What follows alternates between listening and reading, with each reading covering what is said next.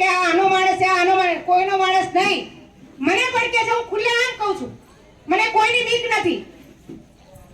મને ઘણી વખત રમેશભાઈ દેહાઈ મને હસે છે કે આ રઘુભાઈના માણસો આયા. પહેલા તો સાહેબ હું મારા ધણીની માણસ છું, મારા ઘરની માણસ છું, હું કોઈની નહીં.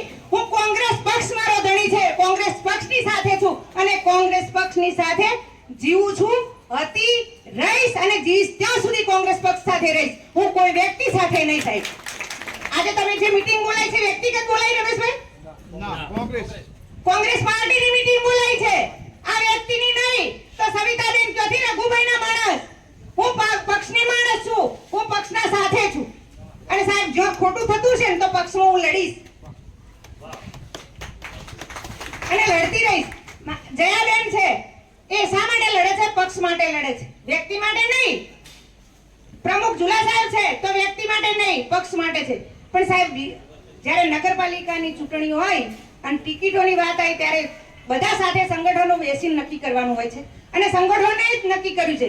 પણ સાહેબ ખબર હોય કે આ લોકો આ સીટની અંદર જીતે છે તો એમને અહીંયા જ મૂકવાના હોય, નહીં કે અહીંથી ઉછલીને પેલી બાજુ મૂકી દીધા. મને અહીંથી રાધનપુરમાંથી ઉછલાઈને મને સમીમાં મૂકી દો તો સાહેબ સમીમાં હું ફફ જ મારું, કોને હોદું? એ વાત થાય છે. એટલે સંગઠન જોઈએ છે અને સંગઠન મજબૂત કરવું પડશે તો એક થવું પડશે અને એક થવું પડશે તો બધાય સાથે રહેવું પડશે અને સાથે રહીને જો આ કામ કરીશું તો આપણે સફળ થઈશું. અને કોંગ્રેસને લાવવી છે તો સાહેબ કીધું ને કે 25,000 નો ખર્ચો રે, પચાભાઈએ કીધું કે 25,000 નો ખર્ચો હું આવીશ. સાહેબ આવા આગેવાનો મળી રહેવાના છે, નહીં મળે એવું નહીં. અને હું જતી રહીશ તો કોંગ્રેસનું નખો જ નથી જવાનું. કોંગ્રેસ રહેવાની છે અને રહેવાની જ છે. એટલે કોંગ્રેસ સાથે રહી એક થઈ મેક થઈ અને આપણે કોંગ્રેસને જીતાડીએ. તાલુકા પંચાયતો આવે છે, જિલ્લા પંચાયતો આવે છે. સાહેબ જગદીશભાઈ છે અહીંયા, જગદીશભાઈ જિલ્લા પંચાયત લડતા હતા ત્યારે એમને પૂછો, ત્યારે પણ મને કહેતા હતા પણ એમની ચૂંટણીમાં એમને દેખાડો કે સવિતાબેન કોંગ્રેસ સાથે હતા, કોંગ્રેસ માટે મહેનત કરી હતી. જગદીશભાઈ તમને જીતાડવામાં છે વરઘોડા સુધી રહી હતી? કોઈએ મને કીધું છે કે નહીં કીધું હોય કે તમે કોંગ્રેસ સાથે જો? કોને છે? ના સાહેબ, હું તો જગદીશભાઈ ટિકિટ લઈને એમના સાથે છું, કોંગ્રેસ સાથે. અને કોંગ્રેસ સાથે રહેવું છે, કોંગ્રેસને જીતાડવી છે. એ જો આ આગેવાનો જો એકતા કરતા હોય, આ આગેવાનો જો એકમેક થઈ અને સાથે રહેતા હોય અને આપણને સાથ સહકાર આપતા હોય તો આપણે કોંગ્રેસ પાર્ટીના કાર્યકરો કેમ સાથ ના આપીએ? આપણે કેમ કોંગ્રેસ માટે ના લડીએ? ભલે સાહેબ ખર્ચામાં અમે કદાચ અમે ખર્ચા કીધું કે ગરીબ માણસ હોય તો એ લડી ના શકે. સાહેબ એ ગરીબ નથી, કોંગ્રેસનો કાર્યકર છે, મજબૂત કાર્યકર છે, ક્યારે ગરીબ કહેવાય નહીં. તમે લોકો આર્થિક રીતે સક્ષમ ગણતા હોય તો હું આર્થિક રીતે સક્ષમ નથી ગણતી. હું તો કોંગ્રેસનો કાર્યકર મહેનત કરતો હોય, કોંગ્રેસનો કાર્યકર જો મહેનત કરીને જીતતો હોય એ ગરીબ ક્યારેય ના કહેવાય, ગરીબ ક્યારેય ના કહેવાય. હું એને સક્ષમ જ ગણું છું. ક્યાંથી ગરીબ કહેવાય? કોંગ્રેસને જીતાડે છે, એની સીટ લઈને આવે છે તો પછી ક્યાંથી ગરીબ છે? એ સક્ષમ જ છે.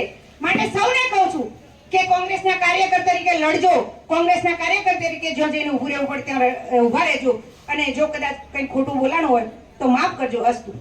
નગરપાલિકા આપણે લોકો કેમ ગુમાવી? કે અમારી પણ ચૂક હશે, પણ સાહેબ અમારી ચૂક હશે એની સાથે સાથે આપણા કાર્યકરોની પણ ચૂક છે. એ ચૂક આવતા સમયમાં ના થવી જોઈએ. સંગઠનમાં જો સાથે હોઈશું, એકલો માણસ એક હાથે તાળી નથી પાડી શકતો, પણ સાથે મળી જો તાળી પાડીશું તો ભગવાન સુધી પણ આપણો નાથ જાય છે.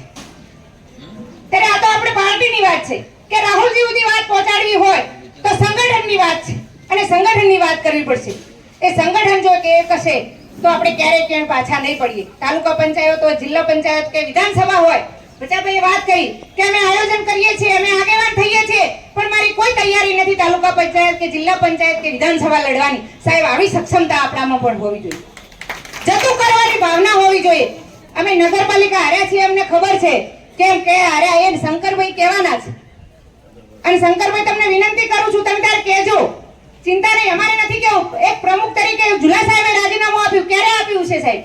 એ આઘાત લાગ્યો કે મારી નગરપાલિકા અમે હાર્યા છે.